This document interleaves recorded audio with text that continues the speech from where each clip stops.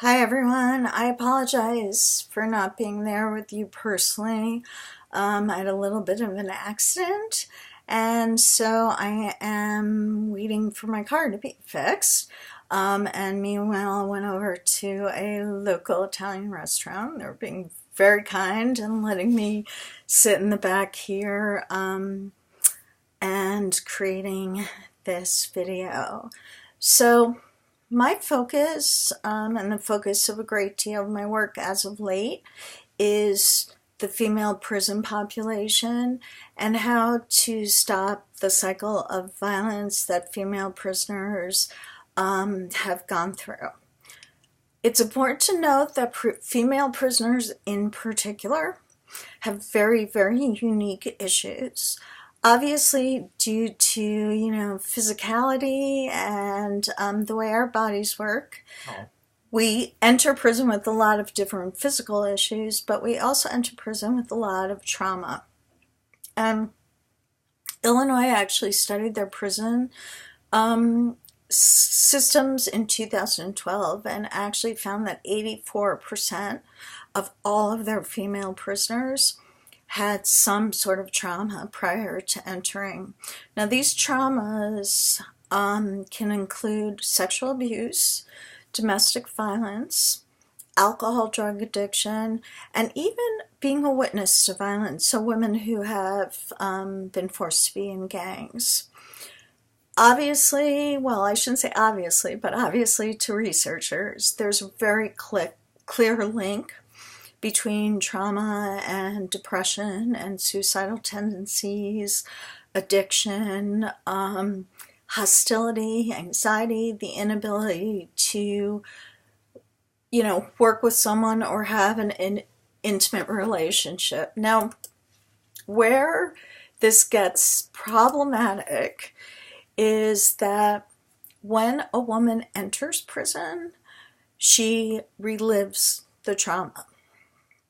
So let's say you have gone through your entire life, and from the age of 10, you've been one way or another sexually abused. Your uncle abused you, then as an adult you were in an abusive relationship, then you had a boyfriend abuse you. It's just constant abuse, not always sexual, it could be emotional too. And then for one reason or another, you act in a violent manner that leads to conviction, and you have to enter a prison. Now, when you enter a prison, you're strip searched, your clothes are taken, you're forced to take a shower and delouse. So all of a sudden, all of that emotion attached to that previous abuse rises. In fact, New York State in 2013 actually had data that 93% of all women in New York actually are in prison for killing an intimate partner. It doesn't have to be male. It could be a female-female relationship, but 93% are there for killing their partner. So that tells you a lot about what's going on with women prisoners. I'm going to apologize because my notes are over here.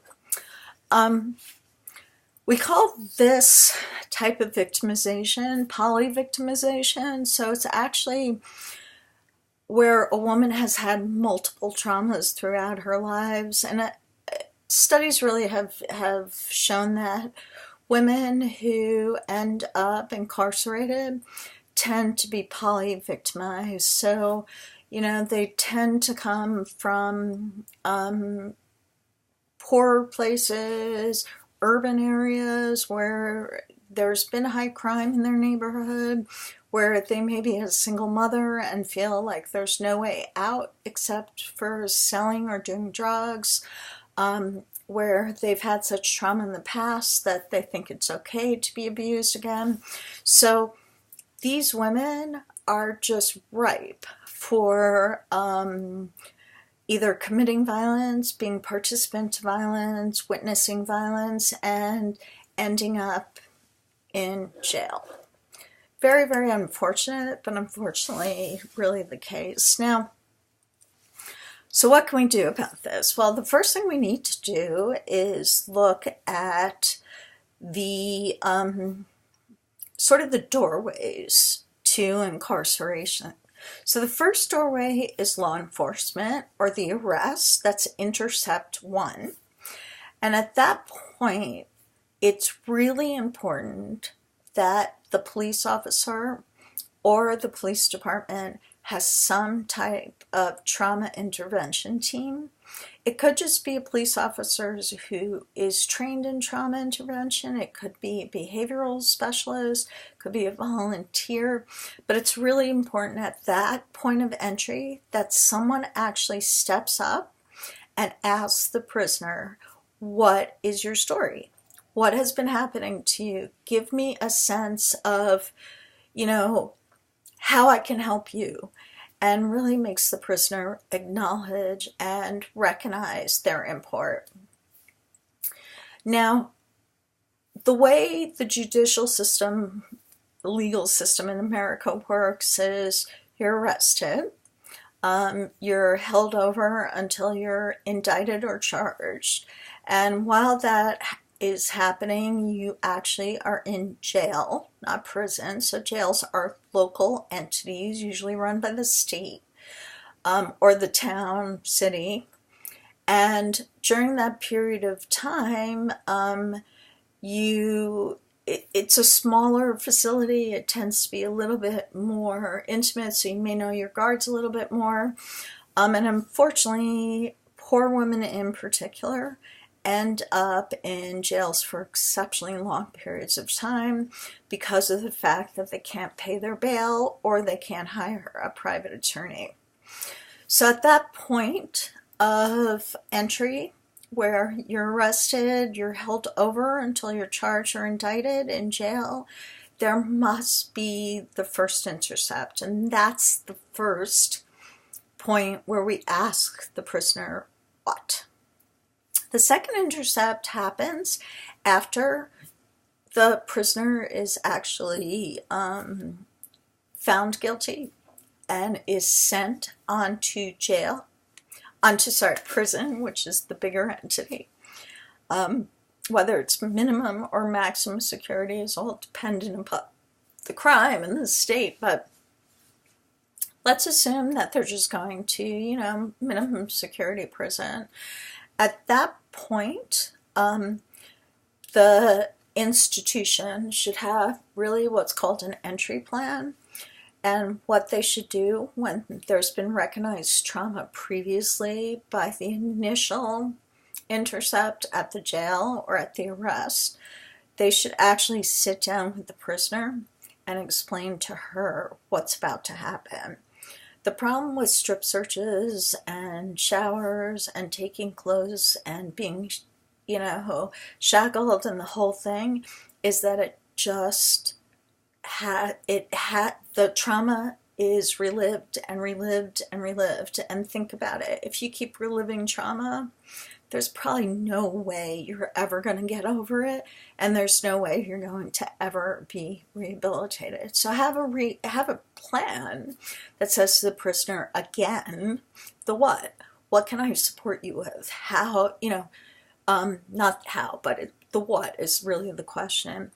Intercept 3 occurs in the prison itself, so that would be vocational programs, educational programs, but most importantly, behavior modification programs, conflict resolution programs, programs that actually work to give prisoners skills that allow them to break the cycle of violence.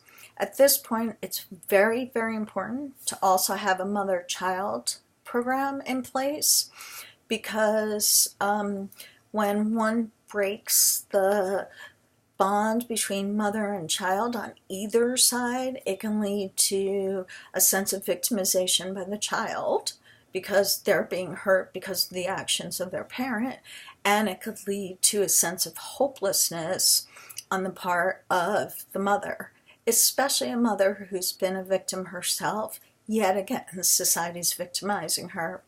So some prisons are allowing children to be born in prison and to stay with their mothers for a period of time. Controversial. Some allow children of a certain age to visit. Some have workshops that both parent and child go to, really up to the prison. Unfortunately, these programs are being cut a lot. Intercept 4 would start to occur at parole or probation, the point of reentry.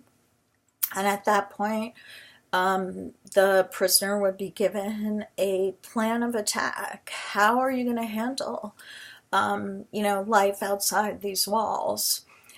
Included in that, really essential, it's the bridge, really, between jail and the community.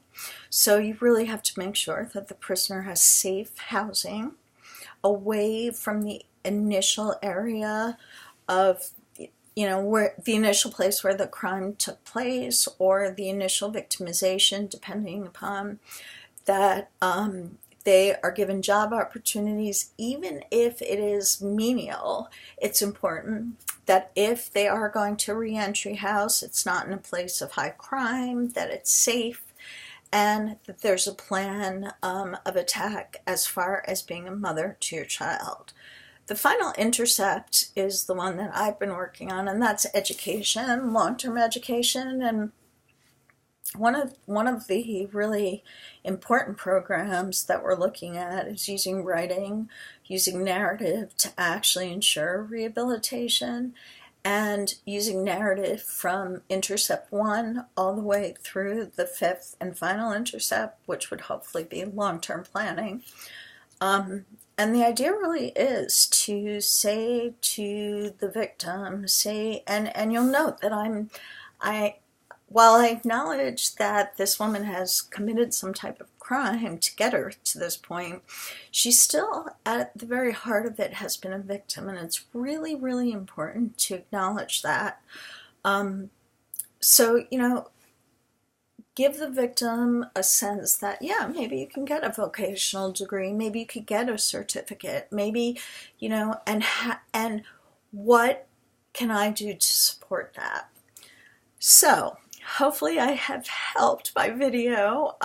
If you have any questions, feel free to email me at efeig@bergen.edu. If you're interested in getting involved in any kind of educational program, let me know as well. And thanks for your patience. I really, really, really appreciate it.